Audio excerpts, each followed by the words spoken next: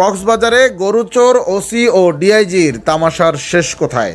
DIG Ahsan Habib পলাশের ঘুষ বাণিজ্য নিয়ে উঠেছে প্রশ্ন। বিস্তারিত দেখুন মেহেদী হাসানের প্রতিবেদনে।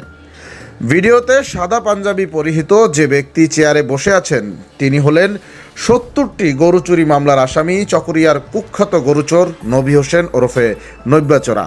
আর তাকে পরম যত্নে খাবার খাইয়ে দিচ্ছেন চকরিয়া থানার ওসি মঞ্জুর কাদের ভূঁইয়া। ভিডিওটি চকরিয়া থানাতেই ধারণকৃত। ভিডিওটিতে দুইটি জিনিস স্পষ্ট: এক, টাকার জোর; দুই, টাকা পেলে পুলিশ ঠিক কতটা নিচে নামতে পারে, নৈতিকভাবে ঠিক কতটা নিচে নামলে একটি থানার ওসি একজন গরুচোর সর্দারের এমন নগ্ন গোলামি করেন তা নিয়ে প্রশ্ন ওঠে। চকরিয়ায় আওয়ামী লীগের সাবেক এমপি ডাকাত সর্দার বাটি জাফরের ঘনিষ্ঠ কুখ্যাত গরুচোর নৈব্যার বিরুদ্ধে অন্তত ৭০টি গরু চুরির মামলা রয়েছে।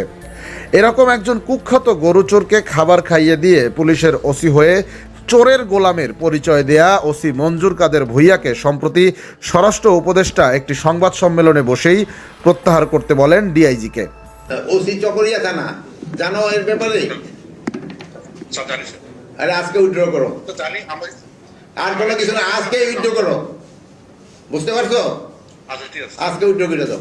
কারণ চোরের গোলাম খ্যাত ওসি মঞ্জুরের বিরুদ্ধে অভিযোগ তিনি চকরিয়াকে নতুন করে ডাকাতদের অভয়ারণ্য বানিয়েছেন।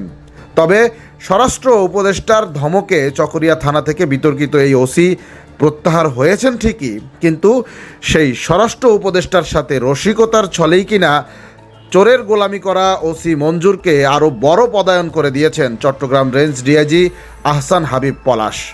অসমর্থিত সূত্রের খবর অনুযায়ী চট্টগ্রাম রেঞ্জ ডিআইজি আহসান হাবিব পলাশকে মোটা অঙ্কের টাকা দিয়ে প্রত্যাহারকে পদোন্নতিতে রূপান্তরিত করেছেন ওসি মঞ্জুর।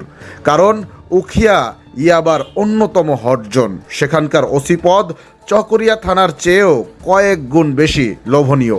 শুধু তাই নয়, এর আগে কক্সবাজারে ইয়াবা কাণ্ডে বিদায় নেয়া এসপি রহমতুল্লাহও টিকেছিলেন ডিআইজি আহসান হাবিব পলাশকে মেইনটেইন করেই। ওদিকে চট্টগ্রাম রেঞ্জ ডিআইজি আহসান হাবিব পলাশ স্বরাষ্ট্র উপদেষ্টার নির্দেশনাকে মোটা অঙ্কের টাকায় রফা দফায় রীতিমতো রসিকতার ছলেই উড়িয়ে দিয়েছেন বলে মনে করা হচ্ছে। ফলে মোটা অঙ্কের টাকার বিনিময়ে বিতর্কিত ও অপরাধী মানসিকতার অসাধু পুলিশ কর্মকর্তারাই আসছেন কক্সবাজারের মতো অপরাধপ্রবণ অঞ্চলে। সূত্রের দেয়া তথ্যমতে সমস্যা গোড়াতেই।